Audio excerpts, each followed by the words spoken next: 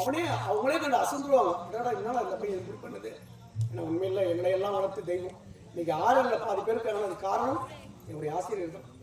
அவன் என் தம்பி தானே தவிர எனக்கு குருநாதர். அவன் என் படிப்பு செலவுலேருந்து இந்த குடும்பத்தை காப்பாற்றுறது எல்லாத்தையும் செய்தவன் என் தம்பி. அவன் மட்டும் இல்லைன்னா அந்த கலைத்துறைக்கு நாங்கள் வந்துக்கவே முடியாது. இப்போ இங்கே மெட்ராஸ் இங்கே வாங்கி வச்சிருக்கிறோம். அதுக்கு சொன்னான் என்ன தெரியுமா சொன்னான், ஏன்னா இந்த பெட்ரோல் பங்க் வாங்கி வச்சிருக்கிறோம், இந்த மாதிரி கட்டணம் கட்டி பசங்களுக்கு கற்றுக் கொடுக்கணும். அதுக்கு சென்ட்ரல் கவர்மெண்ட் கேட்குறாங்க. என்ன கேட்குறாங்கனாக்கா, நீங்கள் எழுதி எங்ககிட்ட கொடுங்க அந்த பத்திரத்தை, நாங்கள் பணம் கொடுக்க நீங்கள் கட்டிக்கங்க, ஆனால் அதை நீங்கள் விற்க முடியாதுன்றாங்க. அதுக்கு என் தம்பி சொன்னோம், எழுதிக்கூடியா போட்டோம் தேவையா, அது தேவையா, ஏதோ நம்ம செத்துவிட்டா கூட அந்த கலை வளர்த்துன்னு சொன்னால் பாரு இருக்கக்கூடாது என்ன இருந்திருக்காது. ஏடாவது எழுதி கொடுத்தீங்கன்னா நம்ம கொஞ்சம் காலத்துக்கு போவோம், நம்ம விற்று சாப்பிட்டு போகக்கூடாதுன்னு கூட சொல்லியிருக்கலாம். ஆனால் அவன் என்ன சொன்னான், இந்த கலை வளர்த்தையா வேணாயா, அது அப்படியே இருக்கட்டும், சென்ட்ரல் கவர்மெண்ட் எழுதி முடியாது. அப்புறம் எடுத்தால் மனமும் நானும் அவனுக்கு கையாற்றி போட்டு சென்ட்ரல் கவர்மெண்ட் எழுதி கொடுத்தாங்க. வேறு வழி கிடையாது. இப்போ அந்த பணம் கொடுத்தா தான் அதை கட்டணம் வேறு ஒன்றும் இல்லை. மலைமூலில் வந்து கட்டத்துக்கு ஏற்பாடு பண்ணிட்டு இருக்கும். இப்போ தான் ஆர்டரே ஒன்று வந்திருக்குது. முதல்ல நீங்கள் இது போடலாம், அது போட்டு எனக்கு கொடுங்க அப்படின்னு சொல்லிட்டு இப்போ தான் அதுக்கு அந்த ஆர்டர் அவனை நாங்கள் என்றைக்கு நினச்சோமோ அந்த குரு பூஜை நடத்த நினச்சோமோ அதனுடைய தூளாக மாறல பாருங்க. ஏன்னா இப்போ தான் ஆர்டர் கொடுக்குறோம். இப்போ 25 நாள் ஆச்சு அவருக்கு ஆர்டர் ஒன்று கொடுத்து.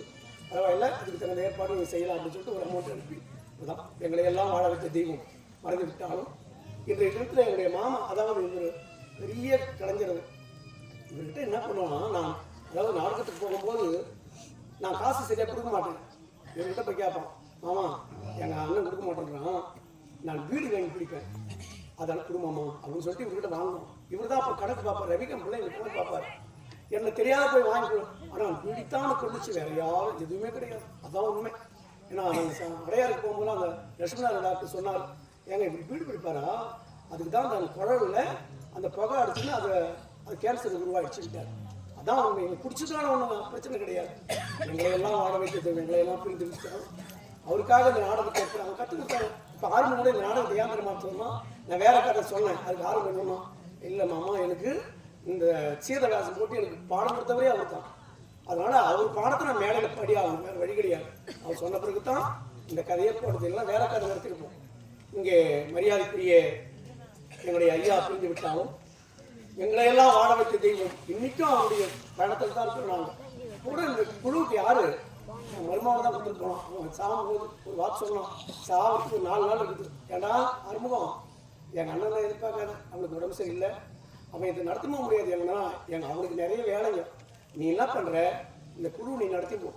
அதனால தான் அது மாறக்கூடாதுன்றதுனால தான் இந்த குழுவுக்கு ஆசிரியர் அவனை போட்டிருக்கு. இதனுடைய குழு ஒழுக்கத்துக்கு அந்த மாதிரி ஒழுக்கமாக போன பண்பாடு மாறக்கூடாது, அதுக்காக தான் இதை போட்டிருக்குமே தவிர வேற ஒன்றும் கிடையாது. என்னுடைய ஆசிரியர் சின்ன வயசுலேருந்து அவனுக்கு 10 ரூபாய் சம்பளம், ஒரு நாளைக்கு 10 ரூபாய். அங்கே அவங்க வந்து நின்று நடப்பான். எங்கள் பையன் பிடிச்சிக்கணும். எங்கள் பொண்ணு சொல்லுவோம், அப்பா அந்த பையன் வந்து நிற்கிறான்பா, பெரிய போய் கட்டி கொடுத்துருவான்னு பொண்ணு சொல்லுவோம். அப்பா அந்த பையன் வந்து நிற்கிறான், யாருன்னா ஊசி போகிறது அந்த பையன் எடுத்துருப்பா, சைக்கிள் எடுத்து போட்டோம். அந்த பையன் போய் வாங்கி வருவான், சைக்கிள்லேயே போய் வாங்கி வருவான்.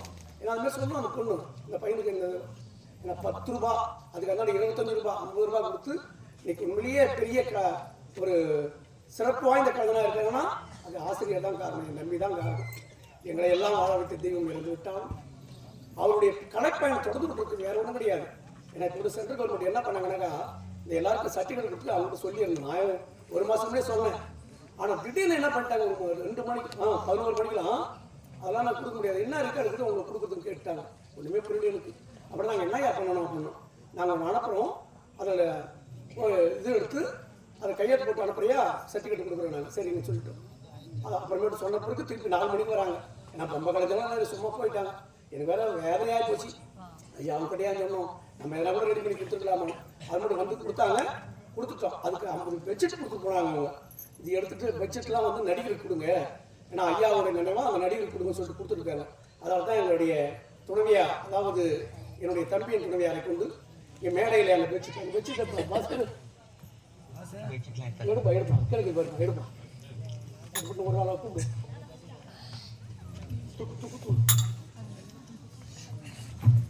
ஏன்னா என் தம்பி உண்மையிலேயே என் தம்பி மனை பார்த்த மாதிரி வேற யாருமே பார்க்க முடியாது. ஒவ்வொரு நாளும் அவ்வளோ கஷ்டங்கள்.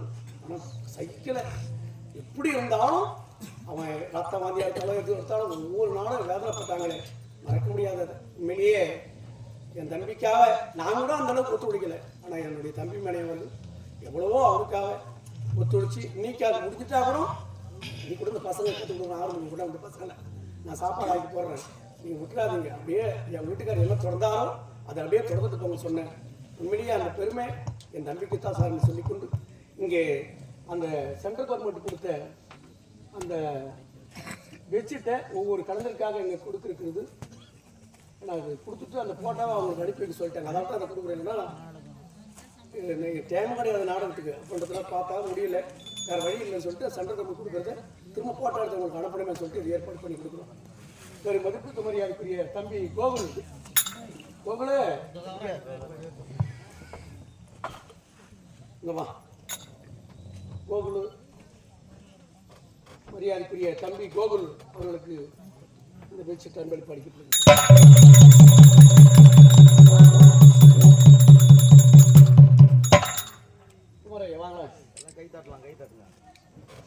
மரியாதைக்குரிய இவர் எங்ககிட்ட ஒரு 10 வருஷம் உழைச்சவர் மரியாதைக்குரிய குமாரையா அவர் வச்சூர் பெரிய கலைஞர். உண்மையிலேயே எங்கள் தம்பி நான் எல்லாம் ஒன்று கேட்கலாம், எங்கள் தம்பி தான் உட்காந்து கேட்பாரு, இது எப்படி நான் பார்த்து சொல்லுவேன். நான் சொல்லுவேன் மரியாதைக்குரிய ஐயா, மரியாதைக்குரிய தம்பி அப்பு மருதங்க கலைஞருக்காக இங்கே அன்பளிப்பு அளிக்கப்படுகிறது. அண்ணே இப்படி வாங்கலாம், இப்படி ஒன்றும் இல்லைங்க.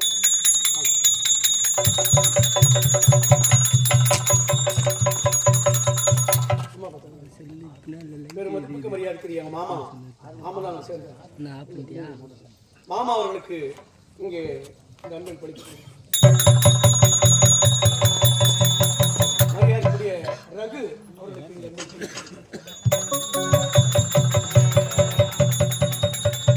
மரியாதைக்குரிய முருகன் அவர்களுக்கு இங்கே அன்பளிப்பு செம்பேடு முருகன்.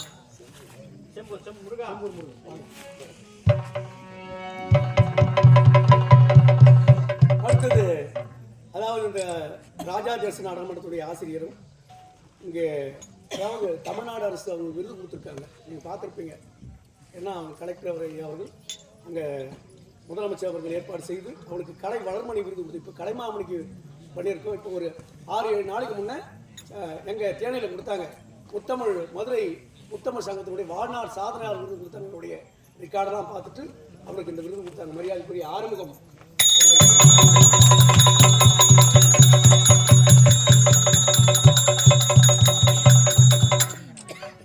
அடுத்தது தம்பி கதிர்வேல்.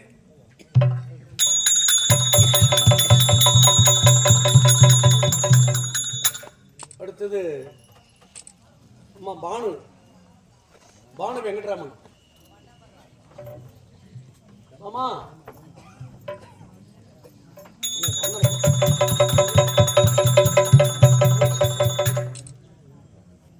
அடுத்தது செல்வம் ஜனார்தனன் தம்பி எங்ககிட்ட நடிச்சவர். வேற குழுவில் இருந்தாலும் அந்த நன்றி மறவாத ஐயாவுக்கா வரணுன்ற நோக்கத்தோடு வந்துருக்காரு.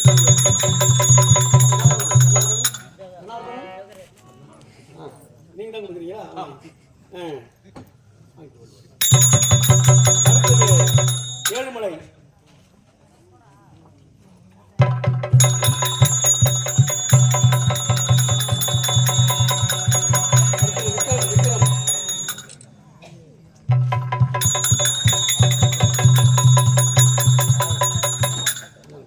லோகேஷ்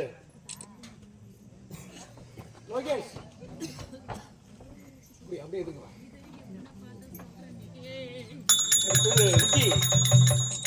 விஜய்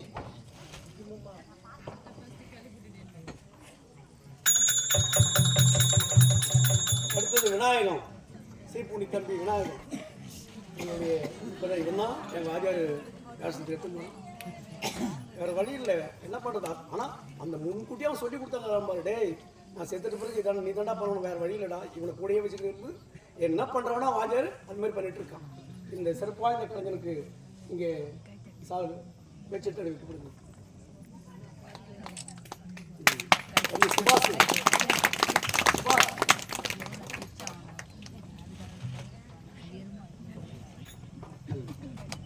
சந்துரு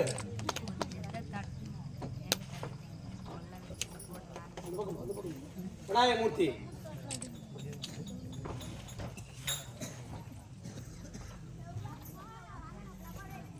அடுத்து மாறி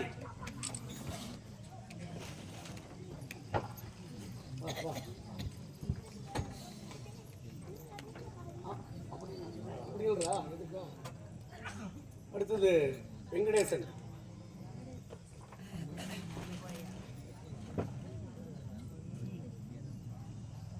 அடுத்தது முத்து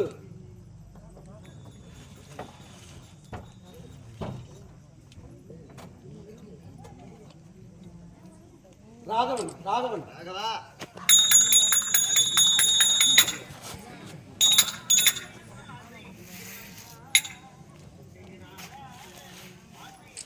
அடுத்தது ராகுல்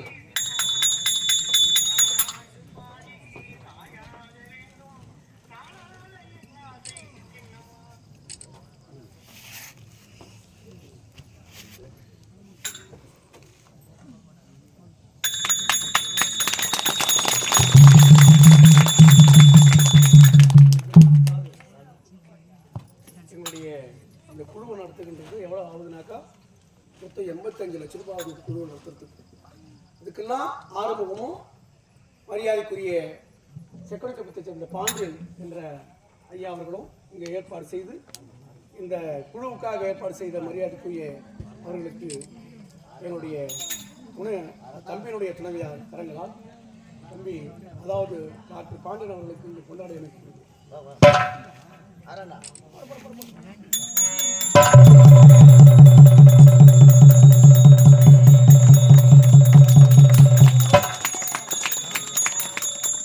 எங்களுடைய அதாவது செஞ்சிக்கோட்டை ராஜராஜேஸ்வரம் ஆசிரியரும் எங்கள் தம்பிக்கிட்ட பயின்ற மரியாதைக்குரிய மோட்டூரை சேர்ந்த ஆறுமுக அவர்களுக்கு என்னுடைய ஆசிரியருடைய துணைவியார் கரங்களால் இங்கே கொண்டாடி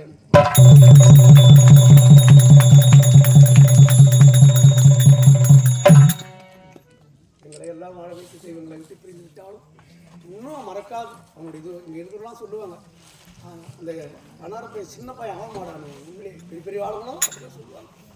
ஒரு பெரிய கலைஞர் நம்மை விட்டு பிரிந்து விட்டாலும் அவன் கவலை அவனுடைய கலைப்பை நம்ம தொடர்ந்து கொடுத்து சொல்லிக்கொண்டு நான் அனைவருக்கு நன்றி கண்டு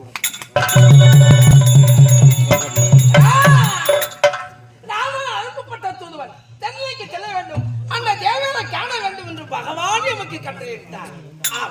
அவர் வார்த்தை கட்டுப்பட்டு இலங்கைக்கு செல்ல வேண்டும் என்று புறப்பட்டு விட்டோம். இந்த ஆழி என்னும் சமுதிரத்தை தாண்டினால்தான் தென்னிலங்கை காண முடியும். எப்படி தாண்டுவது எமது ஐயனுக்கு ஒரே எண்ணத்தோடு என் விசுருவத்தால் ஆகாயத்தில் பறக்கிறேன். ராம் ராம் ராம்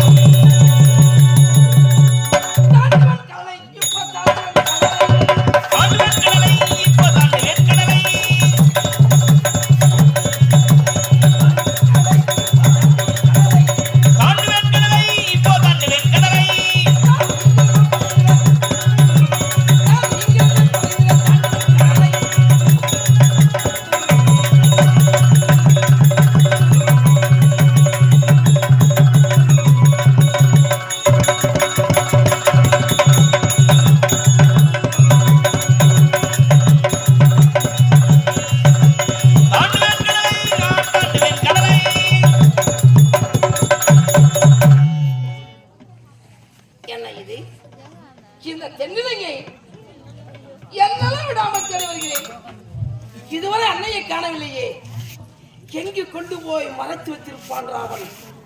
ஹரே ராம் ஹரே ராம். ராமா கிடைத்தால் தாய் இருக்கிறார் என்ற நற்செய்தியோடு வருவேன். அப்படி அன்னை கிடைக்கவில்லை என்றால் இலங்கை அடிப்பேன். நானும் வடிவேன் என்று ஆண்டவனுக்கு வாக்குறுதி கொடுத்தேன். அதுதான் நடக்குமா? என் தாயை பார்க்க முடியாதா? என் தெய்வத்தை பார்க்க முடியாதா? ராமா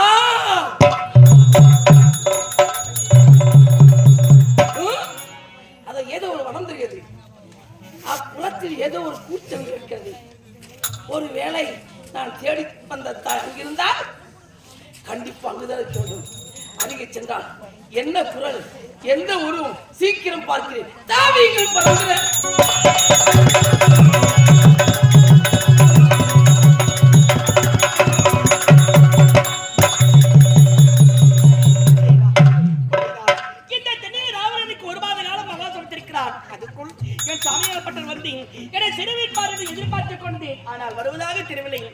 இருந்தார். இனியும் இந்த சீதை இந்த உலகத்தில் உயிரோடு வாழக்கூடாது. எப்போது சாமி வருவார் என்று எதிர்பார்த்தேன். இன்னமும் வரவில்லை. ஆகினால் இப்பொழுது என் கூதலை கைதாக திரித்தேன். இப்பொழுது என் உயிரை மாற்றிக் கொள்கிறேன்.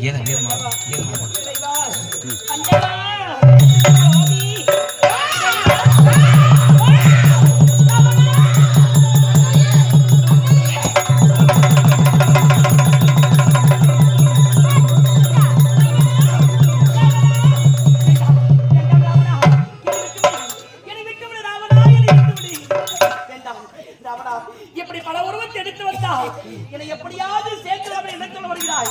வேண்டாம், நீ எத்தனை உருவம் எடுத்தாலும் தெரியும், எனக்கு நன்றாக தெரியும். வேண்டாம் ராவணா, என்னை விட்டுவிடு ராவணா, என்னை விட்டுவிடு.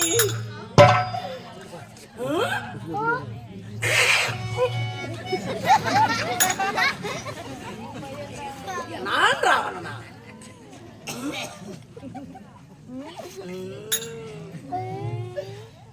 அண்ணையே ராவணா, நீங்கள் நினைக்கும் ராவணன் நான் அல்ல. என்னது? தங்களை காண வந்த தூதுவன், உமது புருஷன், எமதாண்டவன், எம்பெருமான் ஸ்ரீ ராமனால் அனுப்பப்பட்ட தூதுவன். எனவேதான் வீர ஆஞ்சநேயன். எனவே வீர ஆஞ்சநேயனா? அப்படி என்றால் ராவணன் கிடையாது. இத பார்த்தியா? ஆம், என்னுடைய சாமி அனுப்பியேன். ஆஞ்சநேயர் இருந்தால், ஆஞ்சநேயன் என்றால் விஸ்வரூபம் எடுக்கும் தன்மை வாய்ந்த கேள்விப்பட்டிருக்கிறேன். அந்த விஸ்வரூபத்தை எடுத்து காமித்தால் நீதான் ஆஞ்சநேயர் நான் ஒப்புக்கொள்கிறேன். அப்படியா? உண்மைதான். மகிழ்ச்சி தாயி.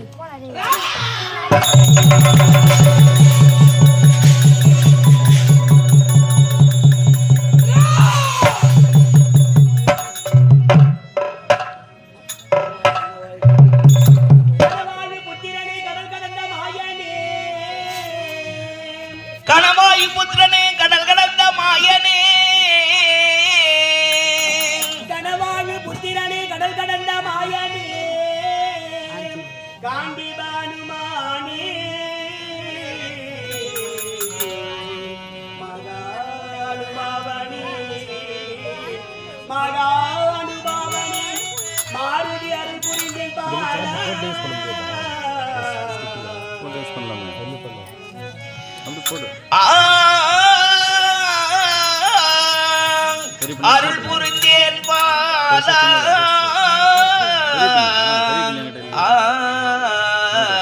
பாலா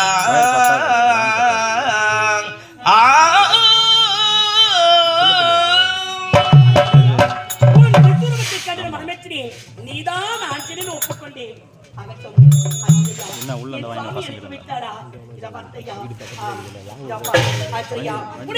எனக்கு மனதுக்கு சந்தோஷமாக இருக்கிறது. உண்மைதான். என் சுவாமி என்ன உரைத்தார்?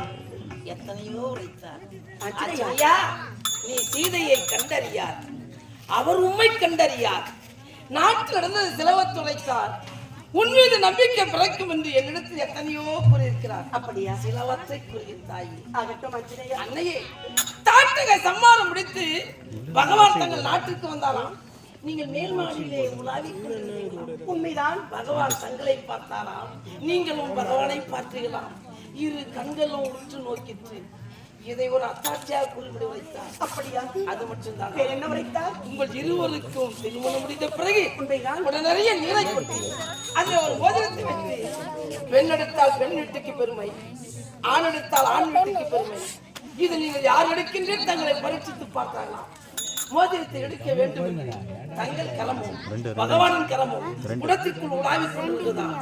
அது வேளையில் மோதிரத்தை நீங்களே அடித்து விட்டீர்களாம். இதை கண்டறிந்த பகவான் முகமானது சுருக்கிக் கொண்டதாம். ஐயோ, தோல்வியை நாம் கண்டுவிட்டோமே, சீதா வெற்றி பெற்று விட்டாலே என்று. இதை கண்டறிந்த நீங்கள் என்ன செய்தீர்கள்? நாம் வெற்றி பெற்று விட்டால் நாம் தாய் வீட்டுக்கு பெருமை கூடாது. பிறந்த வீட்டை விட புகுந்த வீட்டுக்கு பெருமை தர வேண்டும் என்று நீங்கள் எடுத்த மோதிரத்தை குடத்திற்குள்ளே பகவான் கரத்தில் வைத்தீர்களாம். இதையும் ஒரு அத்தாட்சியாக குறிப்பிட்டார். அப்படியா? அது மட்டும்தான். என்ன வைத்தார்? இருவரும் ஆடி பாடி கொண்டிருக்கிறார்கள். வடக்கே உள்ள மந்தாகனி மலையடி வாரத்தில் இருவரும் ஆடி பாடி கொண்டிருக்கலாம். அது வேளையில் பகவானுக்கு உடலை ஏற்பட்டதாம். தங்கள் மடி மீது உறங்கிக் கொண்டிருந்தாராம். அந்த நேரத்தில் தேவேந்திர மகன் ஜெயித்தனானவர் காக்கையா வடிவெடுத்து தங்கள் மீது மோகம் கொண்டு தங்கள் மார்பை கொத்தினானாம். உதிரம் ஆறாக பெரியது, வலி எடுத்தது. எழுந்திருக்க வேண்டும் என்று துடித்திருக்கிறீர்கள்.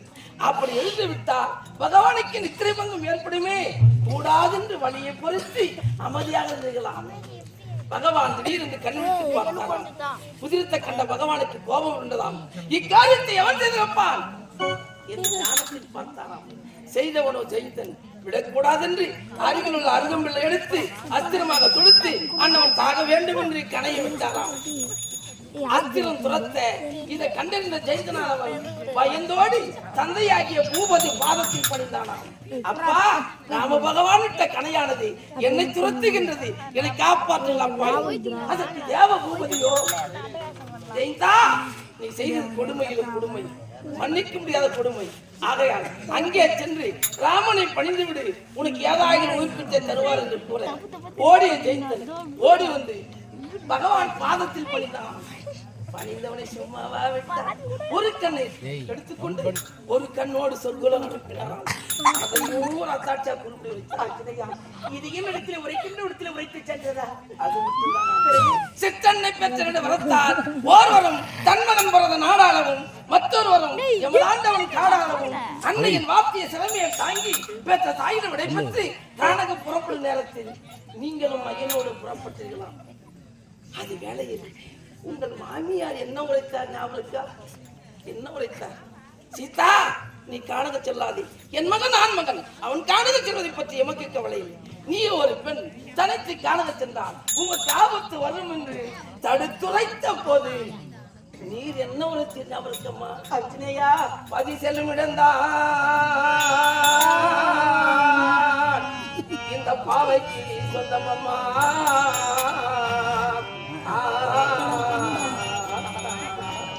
பதிசெய்யும் இடந்தான்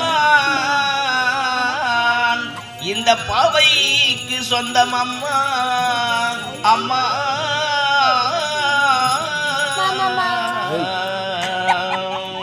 உரைத்த வார்த்தை கேட்டு போய் வா என்ற மாமி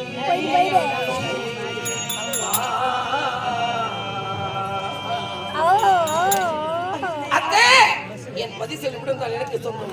அண்ணவருக்கு எத்தனை துன்பம் ஏற்பட்டால் அதிலே எனக்கு பங்குண்டு. அண்ணவர் பிரிந்து என்னால் வாழ முடியாது, ஐயனோடு அனுப்பி வைத்தார் தாருங்க அத்தே என்று கூறி நாடகம் புறப்படுகிறது. அது மட்டும்தானா? நான் வளர்த்த பச்சை கிளிக்கு, நான் வளர்த்த மைனா குருவிக்கு பாலூட்டி வளரும் அம்மா. அம்மா அம்மா அம்மா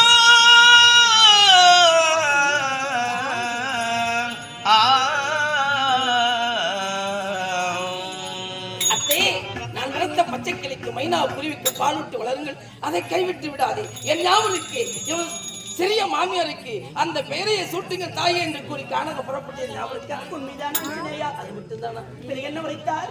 தன்னிடத்தில் கொடுத்தபடி பகவான் என்னிடத்தில் கணையாடி ஒன்று கொடுத்திருக்கிறார். அப்படியா?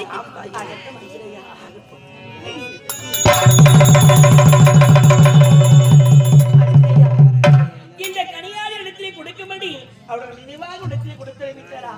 அஞ்சனையா, கனையாளி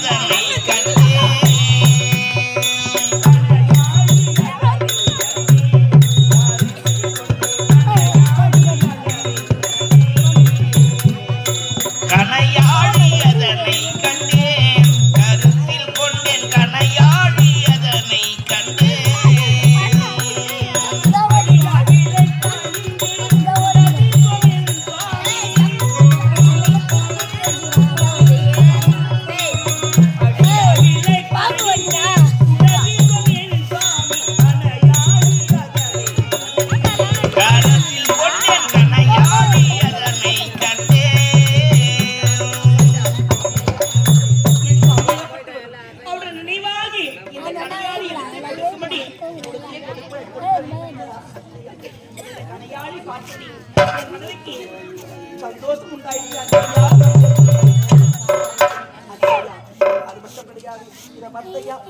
என்னுடைய சாமியாப்பட்டவர் இடத்திலே கொடுத்து அனுப்பியது போல் என் சாமியை என்னுடைய நினைவாகி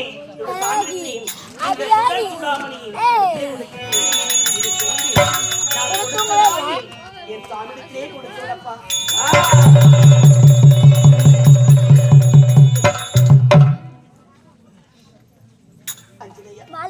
இந்த பத்தையா உன்னை பார்த்த உடனே எனக்கு நம்பிக்கை வந்து விட்டது. என் சாமி வர வேண்டும், இந்த தென்னிலே ராவணை அழிக்க வேண்டும், என்னை சிறைமிடிக்க வேண்டும். ஆகினால் இந்த பத்தையா அஞ்சனையா உன்னை நான் கண்டதாலே ஒரு மாதம் உயிரை வைத்து உன்னை நான் கண்டதாலே ஒரு மாதம் உன்னை நான் கண்டதாலே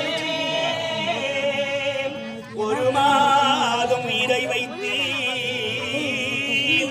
என் மன்னனை எதிர்பார்த்திருப்பேன். மன்னனை எதிர்பார்த்திருப்பேன். என் மன்னனை எதிர்பார்த்திருப்பேன். வராவிடு நான் மரணம் அடைவதே நிச்சயம். நிச்சயம்.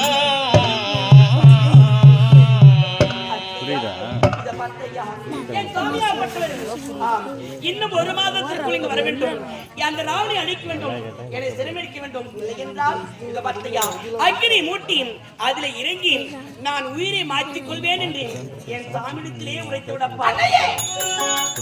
என்ன வார்த்தை அது? நீங்கள் மடிவதற்காக இத்தனை ஜென்மப்பட்டு யானைக்கு வந்தேன். பகவான் என்ன வருவது? நீங்கள் ஒரு வார்த்தை சொல்லுங்கள். உங்களை என் தோல் மீது அமர வைத்து உன்னை பலத்தை பற்றி நன்கு அறிந்தவன் நான், உன் வீரத்தை பற்றி நன்கு அறிந்தவள் நான். ஆகினால் இந்த பத்தையா உன் தோல் மீது அமர்ந்து கொண்டால் இந்த கடலை தாண்டி அயோத்தி மாநகரத்துக்கு நீ அழைத்து சென்று விடுவார், எனக்கு தெரியும். ஆனாலும் உன்னோடு வந்துவிட்டால் இவன் ஐயருக்கு என்ன பெருமை? ஆகினால் உன்னோடு வந்தால் என் ஐயருக்கு பெருமை உண்டோ? ஆகினால் என்ன திரும்ப செய்ய வேண்டும்? என் ஐயன் என் சாமி இங்கு வர வேண்டும், இந்த ராவணனை அழிக்க வேண்டும், என் சிறைமிடிக்க வேண்டும், அதுதான் எனக்கு பெருமை. ஆகினால் என் சாமி வர வேண்டும், அவருக்காக காத்துக் கொண்டிருப்பேன். ஆத்திரத்தில் அறிவிழந்து விட்டேன். அப்படி கஷ்டம் சென்று வா.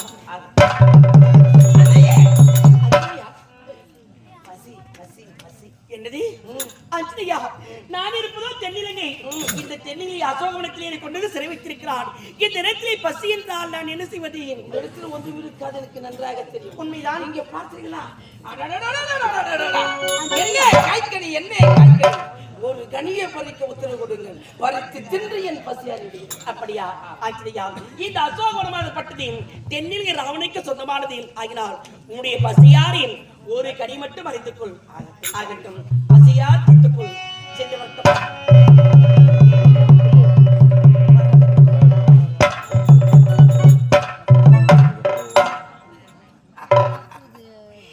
சனிமுள்ள கைய வச்சாதான் அறுவடை தப்ப தப்ப தப்புன்னு ஆகும். வந்து சும்மா போயிடலாமா? அப்படி சும்மா போயிட்டா ராவணன் எப்படி என்ன சந்திப்பா? நான் எப்படி கூட அசோகவனம் உருப்படியா அடியோடு அடிக்கணும்.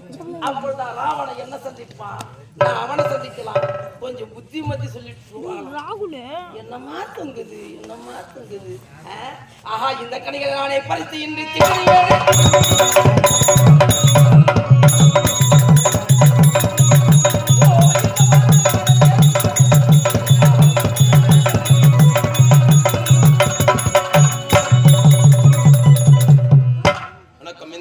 நல்லதொரு நேரத்திலே மேல் பாலாந்திலை சேர்ந்த சகாதேவன் ஐயா மிருதங்க மாஸ்டர் ஐயா அவர்கள், மேல் பாலாந்திலை சேர்ந்த சகாதேவன் மிருதங்க மாஸ்டர் ஐயா அவர்களும், அதே மேல் பாலாந்திலை சேர்ந்த ஞானமணி ஐயா அவர்களும் இருவரும் ஒன்றாக சேர்ந்து எங்களுடைய கம்பெனியில் நடிக்கக்கூடிய பிள்ளைகளுக்கு ட்ரஸ்டுக்காக ரூபாய் 501 கொடுத்துள்ளார். எங்களுடைய ஆசிரியர்களுடைய சார்பாகவும் எங்களுடைய குழுவினுடைய சார்பாகவும் நன்றி கலந்த வணக்கத்தை தெரிவித்துக் கொண்டு நாடகத்தை துவக்குகிறோம். சீதாவுக்கு 1 மாத காலம் அவகாசம் கொடுத்து வந்திருக்கிறேன். இதுவரை என்ன நடக்குது என்று ஒன்றுமே புரியவில்லையே. ஆமா, அது காவலன் வருவது போல் தெரிகிறது. என்னடா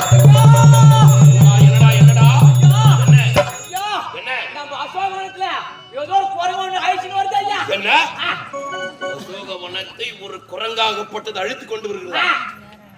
அப்படி என்றால் நம் நாட்டை அனைத்துமே சேதப்படுத்திக் கொண்டிருக்குது. விடலாமா? இந்த குரங்கை